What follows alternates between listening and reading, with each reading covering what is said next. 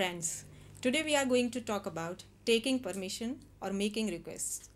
That means you are asking someone to do something for you, or if you can do something for them. Remember, you have to be very polite while making permissions. There are some useful expressions also. They are can I, can you, could I, could you, do you mind if, would you mind, may I, may we, please allow, permit me, or permit us. Kindly give me or us permission to do something. So, yes friends, good morning and welcome to Sandhan. I am Ketan Pandya from MB Arts and Commerce College, Gondal. I have with me my colleague, esteemed learned colleague, Dr. Bharti Rawal. She is from Gandhinagar, Uma and Nathiba Arts College. Today we shall talk about seeking permission and granting permission. Friends, we all know that we need to seek permission in one way or the other. All of you students seek permission when you want to enter the class. You stand in the doorway and politely ask, may I come in? That is the simplest way that every student uses of seeking permission. What do we do by that? We ask a favor. We ask a person to do something for us, to do us a favor. So we seek permission for that. We want to do something and we ask the other person for the permission. Situation may be different and we may have to use different expressions. For instance, if the situation is not very formal, for instance with friends, with the members of family, we use informal manner of seeking permission. But when the situation is formal, when the person we are talking to is our senior or is our teacher or is unknown to us, we use another kind of language, another type of language that is pretty formal. So, between these two extremes, from formal to informal, we use various expressions as Madam also pointed out. For instance, can I, as we saw in the slide, can I or can you. So, the slide shows that can is a useful verb to seek permission. Can I, and then we can say, can I use your phone? Or we may say, can I go out for a while? So, that is, we are asking for ourselves. You want to do something and you are asking for the permission. In the same way, sometimes we use can you, that is, we request the other person to give us permission. For instance, can you allow me to use your phone? So, that is seeking permission by using can you. So, can is a useful modal auxiliary. You are all now familiar with modal auxiliary. You have been, you have had a couple of sessions on modal auxiliary earlier also. So, most of the students are now familiar with it. We shall see the uses of modal auxiliary also in a nutshell, so that your memory is refreshed again. Another useful expression that is shown in the slide is could I, could you.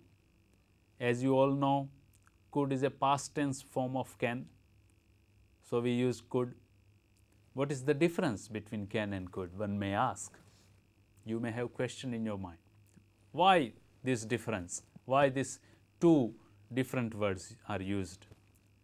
If can I and could I are the similar, then why both of them are used? We can say can I is also used for permission, but when I say could I, then I am being more polite. One is more polite.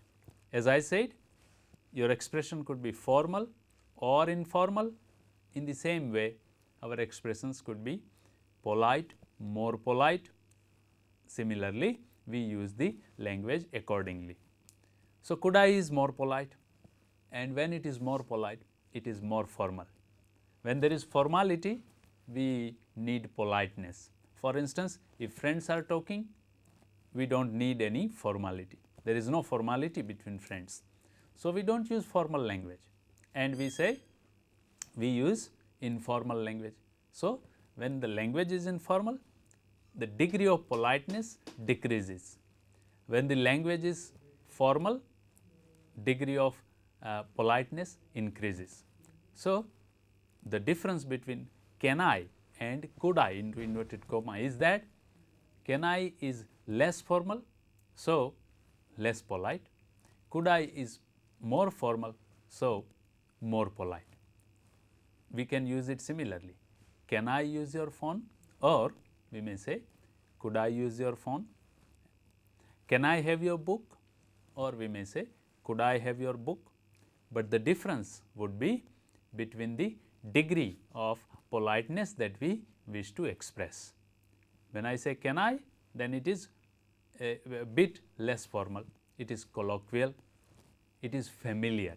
When we are familiar with the person, we use can I. But when we are not familiar or the other person requires a degree of formality from us, then we use could I. So, we may say, could I use your book, or could I borrow your phone, or could I borrow your pen? These are some of the expressions. Friends, what we need to do to learn these things is repeat it. For instance, here is an expression in the slide, can I or could I, whichever you like. If I say, could I borrow your book? For a student, it would be useful to repeat this sentence, could I borrow your book, could I borrow your pen, could I borrow your phone, could I borrow your book, like that. You go on repeating it, changing the name, noun at the end of the sentence. It is the same sentence, could I borrow your book, could I borrow your phone, could I borrow your pen. What happens is you imbibe the structure, that structure becomes internalized, and that is what is more important. It is not enough for us to learn the structure, because learning is one thing. The other important thing for us when we want to use particular language, what is important for us is to internalize the structure. So, while you are listening to me, I request you to make a note of the expressions that are shown in the slide, so that you can use it. That is important thing. And the third expression is, do you mind? Now, that is almost, this do you mind is very much colloquial and it is idiomatic. Do you mind if I use your phone? Do you mind if I sit here, for instance? What we are doing is seeking permission, but in a very polite way. We are asking the person that, would it be a trouble to you if I sit here? Would it be a trouble to you if I use your phone, if I use your office, if I use your computer? So, that is how we use that expression. Do you mind? We also use another word, would you mind, that is next to it. Would you mind? And then we have two expressions. Would you mind if I use your phone? Or would you mind if I use your book? Like that. Another is, would you mind? And then, as we see in the slide, we have verb and ing. It is shown in the slide. So, verb plus ing means we use the gerund or ing form of the verb as we call it. Students are familiar with it, going, coming, giving, asking, taking, like that. So, we use it. We go to slide again and we see that, would you mind giving me your pen? Would you mind taking down this note? Like that. So, in the slide we see that, would you mind, and then plus V and ing. So, would you mind, V means verb, we put any verb. For instance, give. If we want to use give, then we say, would you mind giving me your pen? would you mind taking down this note? Would you mind delivering this to my friend? Like that, we use the verb and in ing form. So, that is another expression of seeking permission. And remember, when someone says, do you mind if, for instance, if I say to madam, do you mind if I use your phone? And if she says no, then she says, yes, you can use my phone, because the question is, do you mind? And if you say yes, if you want to give permission, you can't say yes, because when you say yes, you say yes, I do mind. I don't want you to use my phone. So, that is important. There, the response should be in opposite. If you want to give permission, say not at all, not at all. Then you are allowing the person to use your phone. But if you say yes, definitely, then what you are saying is no, I don't want you to use my phone. So, that is an important thing that students should keep in mind. So, do you mind and would you mind should be answered in opposite. If you want the other person, if you want to allow the other person, then you should say I don't mind, or not at all, or never. And if you don't want to allow him to do, or allow him the permission, then you should say yes, I would definitely mind.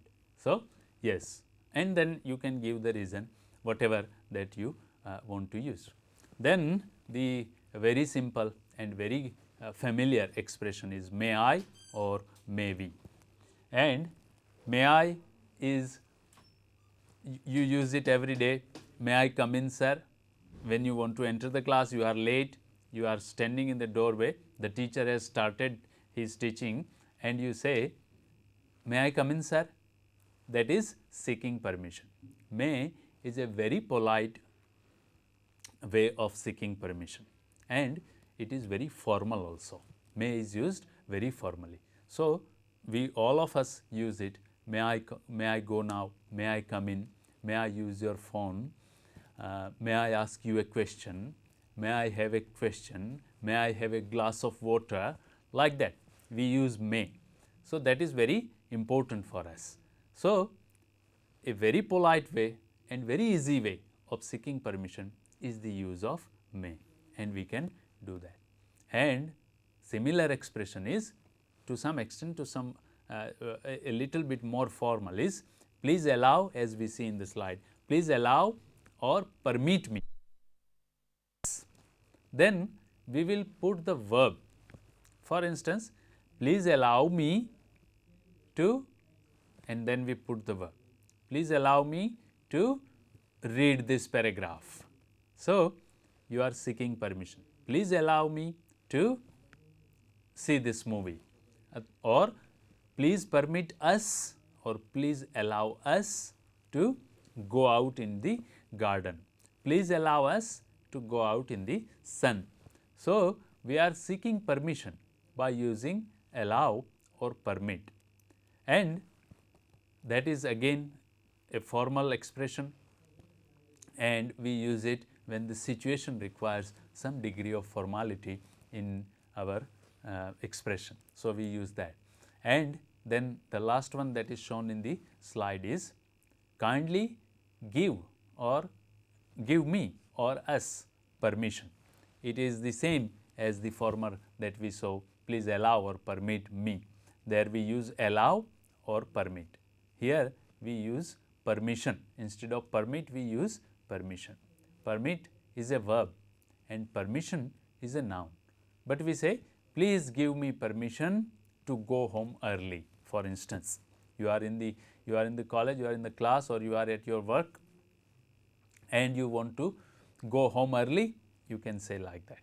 Please kindly give me, please give me permission to go home early. And the person would say, yes, you can, or may decline that no, you cannot. So, these are some of the useful expressions that students should have with them always ready, so that they can use it. Now, we go to next slide, and it is all about modal auxiliaries. Modal auxiliaries are can, could, would, and may. These are the most useful expressions while taking permissions. So, these 4 modal auxiliaries that are here with us, they are used in permission. Now, a couple of things I would like to draw your attention about these modals. One is all these 4 are modal auxiliaries, so we use infinitive form, bare infinitive form of the verb. For instance, I can go. We say go. We will not use went, we will not use going, we will not use gone, nothing. Bare infinitive, the base form of the verb. ગુજરાતીમાં આપણે મૂળ રૂપ કહીએ એ જ ત્યારે. So we say, I can go home now. Then it is a sentence. It is a statement. But if I want to ask a question by way of permission, I say, can I go home now? Listen to when I speak. All students should listen attentively to when I speak, because the intonation also matters. Intonation, the way you speak, also matters. That gives an added sense of, say, politeness or rudeness, etc., to your expression. So listen carefully. Can I go home now? Can I go home now? It's a question, but all permissions are expressed in the form of interrogatives, that is, questions. So, can I go home now? Similarly, we use could and we say,